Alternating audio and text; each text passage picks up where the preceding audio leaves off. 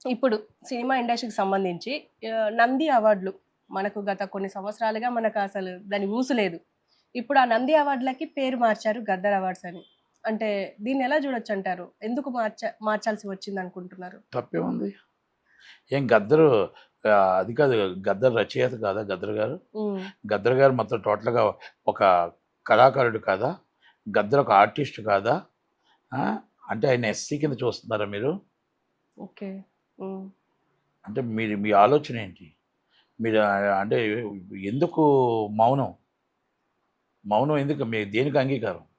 సరే ఇప్పుడు దానికి నంది అవార్డా? ఏ అవార్డా? గద్దర్ గారంటే ఆయన ఒక కళాకారుడు, ఒక ఆర్టిస్ట్. అలాంటి పెద్ద వ్యక్తి కొన్ని లక్షల మందికి ఆరాధ్య దైవం కాబట్టి ఆయన గద్దర్ గారు అవార్డులని పెట్టారు. తప్పులేదు. దానికి మీరందరూ గూడా ఎందుకు మీరు దానికి ఓ మంచి పరిణామం అని దిల్ రాజు గారు చెప్పలేకపోతున్నారు. హ్మ్. మంచి పరిణామం అని దామోదర ప్రసాద్ గారు చెప్పలేకపోతున్నారు. మంచి పరిణామం అని ప్రసన్న కుమార్ గారు చెప్పలేకపోతున్నారు. పోనీ చిరంజీవి గారు ఇంకొకరు ఇది చాలా మంచి పరిణామం ఇలాగ అవార్డులు మార్చేందుకు ఒక్క ఇంటర్వ్యూ ఒక్కళ్ళు కూడా పోస్ట్ నేను చూడలే కదా! హ్మ్. అంటే అదే అగ్రకులాల్లో పెడితే ఇమ్మీడియేట్‌లీ చాలా మంచి పరిణామం సూపర్ అని మొత్తం ఒకరు ఫీట్లు వేసేస్తారు. అంటే విభజించు, పాలించు మీ దాంట్లోనే ఉంటుంది. తప్పు కదా! ఆయన కళను చూడండి. ఆయన కళా తత్వాన్ని చూడండి. ఆయన సేవలు చూడండి. ఆయనకి గవర్నమెంట్ ఇచ్చిన గుర్తింపు చూడండి. రేవంత్ రెడ్డి గారు చేసిన పని మంచి పని. అలాంటి పనిని మనం అందరం ఆదరించాలి. అలాంటిది మనం స్వాగతించాలి. కానీ మీరు ఈ విధంగా చేయడం అనేది కరెక్ట్ కాదేమో! ఇది కరెక్ట్‌గా సినిమా ఫీల్డ్‌లో ఇప్పటిదాకా కూడా దాని మీద రెస్పాన్స్ అవ్వకపోవడం ఇస్ నాట్ కరెక్ట్. ఇది రేవంత్ రెడ్డి గారు అర్థం చేసుకుంటారా? అర్థం చేసుకోరా? మళ్ళా స్వాగతం పలికి మళ్ళా ఆరిటిని మరి ఆళ్ళని తీసుకొచ్చి కూర్చోబెట్టి అగ్రకులాలని కూర్చోబెట్టి చేస్తారా అనేది రేవంత్ రెడ్డి గారికి వదిలేస్తాం. అసలెందుకు రెస్పాండ్ అవ్వలేకపోతుంది సినిమా ఇండస్ట్రీ గాని, ఇప్పుడు సినిమా పెద్దలు గాని? ఆయన అగ్రకులం కాదు కాబట్టి. అంతే అంటారు. ఒకటే యెస్. స్టేట్‌మెంట్. ఒకటే స్టేట్మెంట్. ఇది హ్మ్. కాదని చెప్పమనండి ఆళ్ళని. ఓకే. బాబాసాహెబ్ అంబేద్కర్ గారు అప్పుడెప్పుడో ఉన్నారు గానీ, ఇప్పుడు బాబాసాహెబ్ అంబేద్కర్ గారు వస్తే కూడా బాబాసాహెబ్ అంబేద్కర్ కూడా రుచించదు వీళ్ళకి. ఓకే. అలాంటి ఓ వ్యక్తులు ఉన్నారు సినిమా ఫీల్డ్‌లో. ఓకే. అలా నేను అంటాను కాబట్టి నేనంటే పడకపోవచ్చు. నేను అగ్రకులం వాడిని. నేను హ్మ్. ఓసీనే. కానీ ఎస్సీ, ఎస్టీ, బీసీ మైనారిటీలతో ఎక్కువగా ఆళ్ళ అనుబంధం ఉంటుంది. ఆళ్ళ కష్టాలు, ఆళ్ళ బాధలు నాకు తెలుసు కాబట్టి, నేను ఆ పోరాటం నాకు తెలుసు కాబట్టి, వాళ్ళతో పాటు వాళ్ళన్నీ కూడా ఆళ్ళతో పాటు ఉంటా. ఈరోజు కులం లేదు, మతం లేదు. మనకి ఏవీ లేవు. అన్నీ మనకు అందరం అక్క చెల్లెలమే, అన్నదమ్ములమే. మనందరం ఒకటే కులం, ఒకటే మతం, సినిమా కులం అవును. అని మనం అన్ని మాటలు చెప్తామే. ఈరోజు మరి ఒక్కళ్ళు కూడా నేను ఒక ఫీట్ చూస్తున్నా వెయిటింగ్. గద్దర్ గారి కోసం పాపం ఒక్కలైనా చాలా మంచి పరిణామం సూపర్ అని చెప్తా అంటారేమో అని. మీకు ఇంకొక షాకింగ్ న్యూస్ తెలుసో లేదో, హ్మ్. రేవంత్ రెడ్డి గారు అక్కడ ఆయన అనౌన్స్ చేసేటప్పుడు బట్టి విక్రమార్క గారు వచ్చి కమలించుకున్నారు తప్ప తక్కిమోళ్ళంతా కొంతమంది షాకింగ్లోనే ఉన్నారు అక్కడ. హ్మ్. అది మీరు అబ్జర్వ్ చేశారో లేదో, నేను అబ్జర్వ్ చేశాను. హ్మ్. అంటే ఇంత వివక్ష నడుస్తుంది. సినిమా ఫీల్డ్లో కూడా ఇంతే వివక్ష నడుస్తుంది. ఇది నేను బరాబర్ నేను చెప్తా, దాంట్లో నో డౌట్. ఇలా వాస్తవం కాకపోతే దిల్ రాజు గారు వెంటనే పెట్టాలి. అవును. మంచి పరిణామం రేవంత్ రెడ్డి గారు తీసుకున్న ఒక కార్యక్రమం సూపర్ కార్యక్రమం అని చెప్పొచ్చు. ఏం ప్రతిపక్షంలో ఉన్న కేటీఆర్ గారు మంచి పరిణామం ఎందుకు చెప్పలే? వాళ్ళకి అవసరం లేదు. అగ్రకులమే కావాలి. ఓట్లకు మాత్రం ఎస్సీ, ఎస్టీ, మైనారిటీ కావాలి. ఆ రోజు గద్దర్ గారిని వాడుకోవడం కోసం కావాలి. ఇవి కేసీఆర్ గారికి పడదు. అవును. అందరూ దొరల పాలనే. ఆ దొరల పాలనలో ఈ సినిమా వాళ్ళు కూడా దొరలే అందరూను. మనమేం తక్కువ చెప్పాల్సిన అవసరం లేదు. తక్కువేం తినలేదు. అందరూ దొరలే. కనుక ఇప్పుడు క్యాస్ట్‌లు కూడా తెలుసుకొని దూరంగా కూర్చునే రకాలున్నాయి కొన్ని. ఇంకా హ్మ్. పేర్లన్నీ వద్దు గాని. అంతే. అందుకని చెప్తున్నాను ఇలాంటి వ్యవస్థలో మనం ఉన్నాం. కనుక అలాంటి ఆయన మనం గౌరవించుకోకపోతే అంతకన్నా అవమానకరం ఉండదు. ఒక మంచి కార్యక్రమాన్ని తీసుకున్నారు రేవంత్ రెడ్డి గారు కాబట్టి ఆయనకి అభినందనలు. ఖచ్చితంగా. ఆయన గద్దర్ గారిని గుర్తించారు. సరే ఇప్పుడు మనం బండ్ల గణేష్ విషయానికొస్తే, ఆయన ఎప్పుడు వార్తల్లో ఉండే వ్యక్తి. ఇప్పుడు మల్కాజ్‌గిరి ఎంపీగా పోటీ చేస్తా అని చెప్పేసి ఈరోజు పెట్టారు అర్జీ. మరి ఈయన ఎలా ఉండబోతుంది? అంటే గెలుస్తారంటారా? అంటే ఒదగగలుగుతారా ఈ రాజకీయాల్లో? అంటే ఎప్పటి నుంచో కేఏ ఉన్నారు. పాలన చూసారు మీరు? చూస్ కేఏ పాల్ మాట్లాడుతున్నాడు కదా, రోజుకి సీఎంఏగా. హ్మ్. ఇక్కడ సీఎం, అక్కడ సీఎం, పిఎం. మీకు డైలాగ్ ఏమైనా మారుతుందా? మారదు. అవునా కదా? బండ్ల గణేష్ అంతే. ఆయన కామెడీ కింగ్, ఈయన కామెడీ కింగ్ అంతే. దాంట్లో ఏముంటుంది? ఆయనకి ఎంపీ సీట్ వచ్చినప్పుడు మాట, ఇప్పుడు ఒకసారి పేక్ కోసుకుంటాను అంటాడు. ఒక్కడు మాత్రం ఒక పార్టీకి రాజీనామా చేశాను అంటాడు. ఒక పార్టీ నాకు సంబంధం లేదు, ఈ పార్టీ వస్తే ఈ పార్టీలో నేను ఉన్నాను అంటాడు. మొన్నటి దాకా కేసీఆర్ గారు సూపర్ అన్నాడు, కేటీఆర్ గారు సూపర్ అన్నాడు, అక్కడ పవన్ కళ్యాణ్ గారు నా ప్రాణం అంటాడు, అక్కడ చంద్రబాబు నా ప్రాణం అంటాడు, జగన్మోహన్ రెడ్డి నా దేవుడు అంటాడు. అంటే ఏది దేవుడో ఏది ఏమిటో తెలియదు.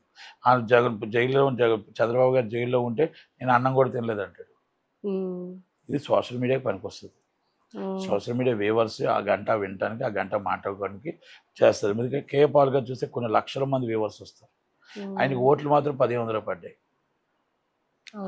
అంటే కొన్ని లక్షల మంది చూస్తారు. దానికి కేటీఆర్ గారు ఒక సామెత చెప్పాడు, మనం బాగా స్ట్రెస్లో ఉండేటప్పుడు, బాగా కోపంలో ఉండేటప్పుడు, బాధలో ఉండేటప్పుడు కేఏ పాల్కి 4 చూస్తే సరిపోతుంది, మొత్తం స్ట్రెస్ అంతా దిగిపోయి నవ్వుకుంటాం అని అంటాడు. అంటే ఆయన కామెడీ కింగ్గా పెట్టారు. ఆయన చాలా పెద్ద వ్యక్తి, అవును, మామూలు వ్యక్తిగా. ఆయన చెప్పినవన్నీ నిజాలే, అబద్ధాలు కావు. కానీ జనాలు అలా పెట్టారు. ఇప్పుడు మీ దగ్గరికి వచ్చేది యాంకర్గా, మీకోసం నేను మీతో మాట్లాడేటప్పుడు ఏం మాట్లాడాలి? మా రవిప్రకాష్ గారు తెలుసు, మీకు పలానా రవిప్రకాష్ గారితో రవిప్రకాష్ గారి కోసం మాట్లాడితే తెలుస్తుంది, లేదా మా స్వప్న కోసం మాట్లాడితే తెలుస్తుంది, లేదా రజనీకాంత్ గారితో మాట్లాడితే తెలుస్తుంది. బిల్ క్లింటన్ గారికి మీ బిల్ క్లింటన్ గారితో మాట్లాడానుకో, బిల్ క్లింటన్ గారు లేకపోతే నేను హిల్లరీ క్లింటన్ ఎవరితో మాట్లాడానుకోవచ్చు, వాళ్ళ కోసం మీకు చెప్పాను అనుకో, సార్ మా అలాగే యాంకరింగ్ చేస్తారు వాళ్ళు కూడా అని అంటారు. Is right? ఆటో వాడి దగ్గరికి వెళ్ళి పోయి పలానా పలానా దేశంలో పలానా పలానా అంటే, సార్ ఆయన కూడా మనలాగా ఆటో వేస్తాడు ఆ దేశంలో అంటాడు. అంటే ఏది ఎక్కడ మాట్లాడాలో అదే అక్కడ మాట్లాడాలి. మన స్థాయి ఏంటి? అందుకని అంటే ఎదుటి వాళ్ళ దగ్గర మాట్లాడేటప్పుడు ఆ పెద్ద నిజంగా తెలిసిన ఆయన, అందరికీ తెలుసు ఆయన, అందరికి ప్రపంచంలో ఆయనకి అందరికీ పరిచయస్తుడే. కానీ అక్కడ చెప్పే విధానం అనేది మోడీ గారి దగ్గరికి చెప్తే వింటారు, ఆయన లెవెల్ అక్కడ ఉంటుంది, నో డౌట్.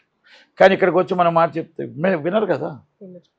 ఇప్పుడు నేను వెళ్ళిపోయి నేను స్లమ్ నుంచి వచ్చాను, ఒక స్లమ్లోకి వచ్చి నట్టుకుమార్ టిఫిన్ తెమ్మని అన్నాం అనుకో, కింద మీద చూస్తే నట్టుకుమార్ ఇక్కడ టిఫిన్ చేయడం ఏంటంటే, కానీ అది మనకి ఇష్టం. కానీ అవతల వాళ్ళు నమ్మరు. అక్కడ ఉన్న స్లమ్ ఏరియాలోకి వచ్చి నేను పలానా ఇలాగా నాకు వీళ్ళు తెలుసు వాళ్ళు తెలుసు అన్నారు అనుకో, వాళ్ళు ఏమంటారు? వాళ్ళ తగ్గట్టు వాళ్ళు మాట్లాడతారు.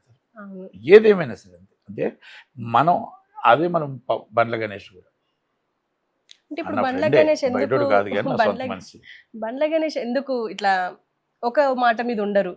తప్పే ఉంది, ఆయన మాట మీద ఉంటాను మీకేం ఒట్టేసాడా? అది కాదు, ఒట్టేసాడు మీకేం మాట మీద ఉంటాను. ఆయన ఇప్పుడు ఉత్తమాన్తో సపోర్ట్ ఉన్నాడు, ఇప్పుడు రేవంత్తో సపోర్ట్ ఉంటాడు, మళ్ళీ రేపు రేవంత్ అయిపోయిన తర్వాత మళ్ళీ రేపు కానీ మళ్ళీ అయిపోతే ఇంకో పార్టీ ఉంటే ఇంకో పార్టీ. ఆయన ఎటుంటే అటు సపోర్ట్ ఉంటాడు, దాంట్లో తప్పేం లేదు. ఓకే సార్, ఇప్పుడు మనం కొరటాల శివ బిజినెస్ శ్రీమంతుడు మూవీ దాని గురించి మాట్లాడుకుంటే, అది మూవీ కాపీ, అది నా స్టోరీ అని చెప్పేసి శరత్ చంద్ర అనే రచయిత అన్నారు. అండ్ దాన్ని సుప్రీంకోర్టు వరకు కూడా తీసుకెళ్తామని చెప్పేసి కూడా వస్తున్నాయి వార్తలు. అంటే కాపీ కొట్టడం ఇదంతా నిజమంటారా? తప్పదు. కొట్టాల శివదే. ఎందుకంటే నా దాదాపు ఒక 6 సంవత్సరాల క్రితం 7 సంవత్సరాల క్రితం నా దగ్గరికి వచ్చింది అది.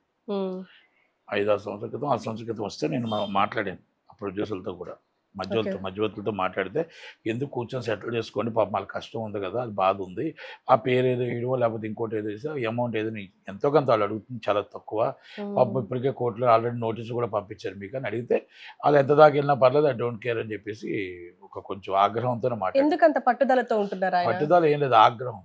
ఎందుకు? ఇప్పుడు ఇందాక మీకు చెప్పే కదా, ఆగ్రహం. అంటే ఆగ్రహం అంటే లేనివాడి దగ్గర ఉన్నవాడు ఆగ్రహం అంటారు కదా. నా అంతటోడు లేడు అన్నాడు, ఆశ్చర్య చూపించింది. నా అంతటోడు లేడు అంటే కింద పడతాడు. మొన్న నేను ఒకటే చెప్పా, ఈరోజు దిల్ రాజు బలవంతుడు అవ్వచ్చు, ఆంధ్రప్రదేశ్కి తెలంగాణ బలవంతుడే సునీల్ కూడా, కానీ ప్రపంచానికి బలవంతుడు ఎవరు? హనుమంతుడు.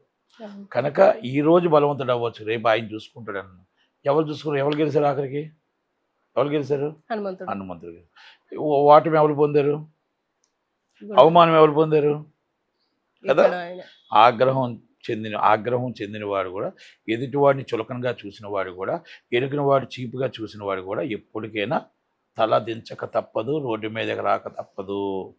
అంటే ఇది చరిత్ర చెప్తుంది. కోర్టుకి కూడా వెళ్ళిండ్రు ఆ చరిత్ర వాళ్ళు కూడా. చరిత్ర చెప్తుంది. ఆ, ఇది ఓకే. కొరటాల శివ ప్రొడ్యూసర్ సంబంధం లేదు. ఓకే. కొరటాల శివ అనేది ఒక నెత్తి మీద కళ్ళున్న అహంకారానికి ఒక ఆశ్చర్యంతో దింపింది. ఇలాగే అహంకారంతో నెత్తి మీద కళ్ళు పెట్టుకుంటే కింద పడతాడు. ఉమ్. కింద పడటం కాదు, ఎంతోమంది డైరెక్టర్లు తెర వెనక్కి వెళ్ళిపోయారు, ఆయన వెళ్ళిపోతాడు.